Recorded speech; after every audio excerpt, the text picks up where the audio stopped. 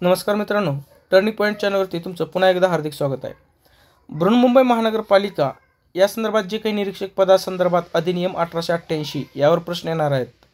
त्या संदर्भात आपण 51 रुपयाचा कोर्स सुरू केला असून त्या अनुषंगाने व्हिडिओ सिरीज देखील तुम्हाला उपलब्ध करून देत आहोत, जेणेकरून तुम्हाला 50 पैकी 50 मार्क अधिनियममध्ये पडतील. तर आजचा जो टॉपिक आहे व्हिडिओ आहे तो समित्या संदर्भात आहे. तर ते पाहू. विशेष प्रयोजनासाठी समित्या नेमणी कलम 38 आहे. महानगरपालिकेला वेळोवेळी महानगरपालिका सदस्यापैकी त्याला योग्य वाटतील इतके सदस्य असलेल्या किंवा आवश्यक वाटतील इतक्या समित्या नेमता येतील. म्हणजे किती समित्या नेमता येतील याबद्दल काही आकडा त्यांनी त्या ह्याच्यामध्ये दिलेले नाही. पुढे काही समित्यांची नावे दिलेली आहेत ते मी सांगेलच, परंतु ह्या सेंटेन्समध्ये किती विशेष समित्या असा विचारला तर असं काही तिथं स्पेशली आकडा दिलेला नाही. महानगरपालिकेच्या विशेष समित्या बघा, कलम 38 महानगरपालिकेस वेळोवेळी आपल्या सदस्यामधून म्हणजे जे मनपा सदस्य आहेत त्या सदस्यामधून महिला व बाल कल्याण समितीसह विशेष समित्या नेमता येतील. पुढे आहे, महानगरपालिकेच्या बैठकीत हजर असलेल्या सदस्यापैकी 2/3 सदस्यांनी मत देऊन संमत केलेल्या विशिष्ट ठरावाद्वारे विशेष समित्याकडे आपले कोणतेही अधिकार व कर्तव्य प्रदान करता येतील. म्हणजे जर समजा एखादी विशेष समिती स्थापन केलेली आहे आणि त्यांना राईट्स काही द्यायचे आहेत, अधिकार काही ट्रान्सफर करायचे आहेत, तर महानगरपालिकेची जी बैठक असेल त्यामध्ये उपस्थित असलेल्या 2/3 सदस्यांनी मत देऊन संमत केलेल्या विशिष्ट ठरावाद्वारे ही जे अधिकार आहेत ते विशेष समित्याकडे ट्रान्सफर करू शकतात. विशेष समिती सभापती व उपसभापती या संदर्भात प्रत्येक विशेष समिती आपल्या सदस्यापैकी 2 सदस्यांची सभापती उपसभापती म्हणून नेमणूक करेल, परंतु कोणताही सदस्य एकाच वेळी एकापेक्षा अधिक विशेष समित्यांचा सभापती असणार नाही. XYZ समिती आहे, त्याचा जर एखादी सदस्य सभापती असेल त्यानंतर मात्र तो दुसऱ्या विशेष समितीचा तो सदस्य असणार नाही. पुढे सभापतीच्या किंवा उपसभापतीच्या अनुपस्थितीत विशेष समितीचे जे सदस्य बैठकीत उपस्थित असतील ते आपल्यापैकी एकाची बैठकीचे अध्यक्षस्थान निवड करतील. प्रत्येक समितीचे सर्व कामकाज महानगरपालिकेने कायम करण्याच्या अधीन असतील, परंतु कोणत्याही विशेष समिती आपल्या निर्णयानुसार कार्यवाही करण्यास विलंब होत असेल आणि त्यामुळे गंभीर गैरसोय होत असेल असे वाटत असेल तर तिला आपले कामकाज महानगरपालिकेने कायम करण्याची वाट न पाहता ती कार्यवाही करण्यात येईल. परंतु असा निर्देश एकूण सदस्यापैकी किमान निम्म्या सदस्यांनी पाठिंब्यात दिलेल्या ठरावाद्वारे देता येईल. स्टार करा. 50% सदस्यांनी तसा ठराव द्यावा लागेल. BMC संदर्भातचे पुस्तक आहे. निरीक्षक आणि कार्यकारी सहाय्यक या दोन्हीसाठी उपयुक्त आहे. पाहिजे असेल तर या नंबरवर संपर्क करा किंवा डिस्क्रिप्शन बॉक्समध्ये ती लिंक देईल. त्यानंतर महिला व बाल कल्याण समिती संदर्भात पाहूया. ह्याला स्टार करा. काही प्रश्न आहेत की त्यावर प्रश्न येऊ शकतात. अध्यक्ष महिलाच असते, उपाध्यक्ष महिलाच असते. महिला व बाल कल्याण समिती एक विशेष समिती आहे, परंतु याच्यामध्ये जे काही एकूण सदस्य असतील पैकी 75% महिला सदस्य असणे बंधनकारक आहे. स्टार करून ठेवा, लक्षात ठेवा. इतर कलमे व तपशील. कलम 38 स्थायी समिती, सुधार समिती, शिक्षण समिती यांच्या विशेष समित्या. कलम 38 सुधार समितीने उपसमित्या नेमणे. कलम 39 प्राथमिक शिक्षण सहनियंत्रक समिती नेमणे. कलम 40 इतर शैक्षणिक प्रयोजनासाठी समिती नेमणे. ते पुढे आहेत, तुम्हाला माहितीच होऊन जाईल. पुढे स्थायी समितीची रचना बघा. सगळ्यात महत्त्वाची समिती आहे जी BMCमध्ये ती आहे स्थायी समिती. कलम 42 अन्वयाची स्थापना केली जाते किंवा तरतूद आहे आणि एकूण स्थायी समितीची सदस्य जी संख्या आहे ती 27 आहे. स्थायी समितीची सदस्यांची नेमणूक ही तरतूद कलम 43 मध्ये नमूद केलेली असून इथली जी सदस्य असतात ते महानगरपालिकेची जी काही सार्वत्रिक निवडणूक होते त्यानंतर एप्रिल महिन्यातील पहिल्या बैठकीत शिक्षण समितीचा सभापती हा स्थायी पहिल्या बैठकीत जे आहे सदस्यांची नेमणूक होते. त्यासोबतच एक महत्त्वाचा पॉईंट लक्षात घ्या, शिक्षण समितीचा सभापती हा स्थायी समितीचा सदस्य असतो. म्हणजे एक्स व्यक्ती जर शिक्षण समितीचा सभापती असेल तर तो ऑटोमॅटिक स्थायी समितीचा सदस्य असेल. स्थायी समितीच्या सभापतीची नेमणूक कलम 44 नुसार केली जाते. स्थायी समितीचे सदस्य प्रत्येक सरकारी वर्षातील आपल्या पहिल्या बैठकीत त्यांच्यापैकी एकाची स्थायी समितीचे सभापती म्हणून नेमणूक करतील. प्रत्येक सरकारी वर्षातील पहिल्या बैठकीत निवड झालेल्या स्थायी समितीच्या सभापतीचा कालावधी हा पुढील बैठकीपर्यंत असेल आणि ते सदस्य हे पुनर्नियुक्तीस पात्र असतील. हे पण लक्षात घ्या.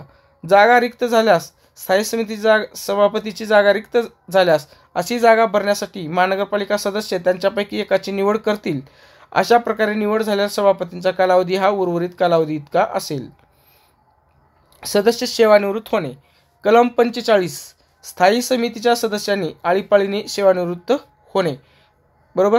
प्रत्येक वर्षी सेवानिवृत्त 50% होतील. प्रत्येक वर्षी 50% निवृत्त होतील आणि 1 एप्रिल रोजी ते सेवानिवृत्त होतील. ज्यावेळेस आता महानगरपालिकेचे सदस्य म्हणजे मुदत ही 5 वर्षे आहे. बरोबर. आता ज्यावेळेस निवडणूक होती आहे त्यानंतर 1 वर्षानंतर कोणते सदस्य रिटायर होतील त्यासाठी काय केलं जातं माहिती आहे का? स्थायी समितीची जी सभापती असतील ती 1 मार्च पूर्वी निर्धारित करतात कोण रिटायर होणार आहे. अशा वेळी कोणाला रिटायर करायचे आहे तर ते चिठ्ठ्या टाकून निर्णय घेण्यात येतो. परंतु ज्यावेळेस 1 वर्ष होऊन जातो उलटून जातो त्यावेळी मात्र त्यानंतर कोणाला रिटायर केलं जातं किंवा सेवानिवृत्त केलं जातं त्या समितीतून तर ज्या सदस्याचा कार्यकाळ जास्त झालेला आहे अशा सदस्याला ते सेवानिवृत्त करतात. पुढे पदसिद्ध सदस्य. शिक्षण समितीच्या सभापतीच्या स्थायी समितीचा सदस्य म्हणून असलेला कालावधी हा ते शिक्षण सभापती असेपर्यंत चालू राहील. म्हणजे एक्स व्यक्ती आहे, शिक्षण समिती सभापती आहे आणि त्याचा जो कार्यकाळ आहे तोपर्यंत तो स्थायी समितीचा सदस्य असेल. परंतु जर कार्यकाळ संपला तर स्थायी समितीचा जो सदस्यत्व जे आहे ते रद्द होईल. म्हणजे तो सदस्य त्या समितीचा राहणार नाही. महानगरपालिका सदस्य म्हणून त्याचं सदस्यत्व राहील. पुढे सेवानिवृत्त सदस्याच्या जागी नियुक्ती. तरतूद कलम 46 मध्ये नमूद आहे. स्थायी समितीचे जे सदस्य सेवानिवृत्त होतील त्यांच्या जागी सदस्य नेमलं जातं. महानगरपालिका मार्च महिन्यातील सामान्य बैठकीपूर्वी नेमलेल्या सदस्यापैकी जे सदस्य वेळोवेळी सेवानिवृत्त होणार असतील अशा सदस्यांची पदे भरण्यासाठी स्थायी समितीच्या नवीन सदस्यांची नेमणूक करेल. निवृत्त सदस्य पुन्हा नेमणुकीसाठी मात्र पात्र असतात. अनुपस्थित राहिल्यास जागा रिक्त होणे याची तरतूद कलम 46 अ मध्ये आहे. स्थायी समितीच्या बैठकींना जर अनुपस्थित राहिले तर त्या संदर्भात रिक्त जागा होत असतात. आता विनापरवानगी जर अनुपस्थित राहिल्यात किती काळापर्यंत विनापरवानगी गैरहजर राहिल्यास किंवा अनुपस्थित राहिल्यास सदस्यत्व रद्द होतं तर 3 महिन्यांच्या काळासाठी.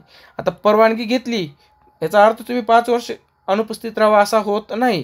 तर परवानगी सह जर तुम्ही लागोपाठ 8 महिन्याच्या काळात म्हणजे समितीच्या बैठकींना गैरहजर असाल स्थायी समितीच्या तरीही तुम्ही जे आहे तुमचं सदस्यत्व हे रद्द होतं म्हणजे जागा रिक्त होते त्या स्थायी समितीमधून.